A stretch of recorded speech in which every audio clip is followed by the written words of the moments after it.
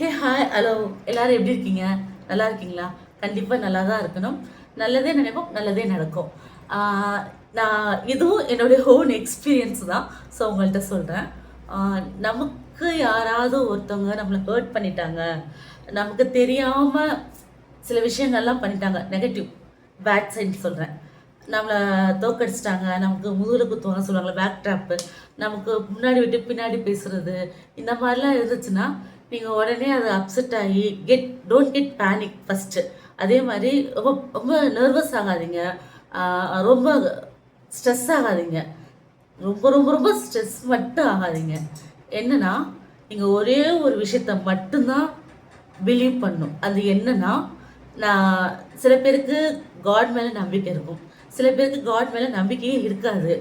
God மேலே நம்பிக்கை இல்லாதவங்க சயின்ஸ் படி சொல்லணும்னா Newton's third law, every action is equal to opposite reaction. நம்ம என்ன அவங்க நமக்கு என்ன பண்ணுறாங்களோ அதை விட கடவுள் 2 மடங்காக அவங்களுக்கு கொடுத்துருவாங்க இல்லையா? ஸோ அப்படி பண்ணிடலாம். அனதர் ஒன், கர்மா அப்படின்னு ஒன்று இருக்குது.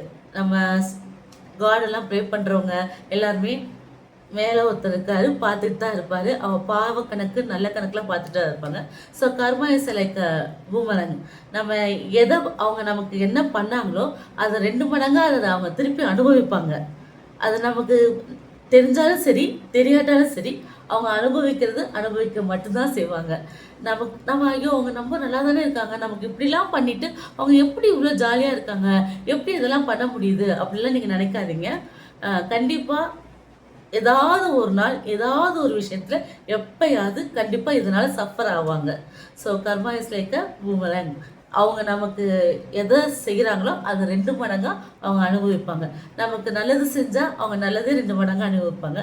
அவங்க நமக்கு துரோகம் செஞ்சால் அதையும் 2 மடங்காக அனுபவிப்பாங்க. அப்புறம் நம்ம முன்னாடி விட்டு பின்னாடி சொல்லும்போது நம்ம அது பெரிய ப்ரௌட் மூமெண்ட்டாக எடுத்துக்கணும். ஏன் அப்படி சொல்கிறேன்னா, நமக்கு முன்னாடி வந்து நம்மளை பற்றி, நம்ம குறைய பற்றியோ இல்லை நம்ம நல்லதை பற்றியோ நம்ம கெட்டதை பற்றியோ சொல்ல தைரியம் இல்லாத பர்சனாக இருக்கிறவங்களுக்கு முன்னாடி நம்ம biggest hero R heroine. Okay, அப்படி கன்சிடர் பண்ணிவிட்டு ஜாலியாக லைஃப்பை என்ஜாய் பண்ணுங்கள், எக்ஸ்ப்ளோர் பண்ணுங்கள். லைஃப் வாழ தான், அதை வாழ பழகுங்க. இந்த மாதிரி பர்சன்ஸ்லாம் வந்து ஜஸ்ட் லைக் தூக்கி போட்டு லைஃப்பை என்ஜாய் பண்ணலாம். Okay, thank you. இது கண்டிப்பாக உங்களுக்கு யூஸ்ஃபுல்லாக இருக்கணும். Thank you so much. மிக்க நன்றி.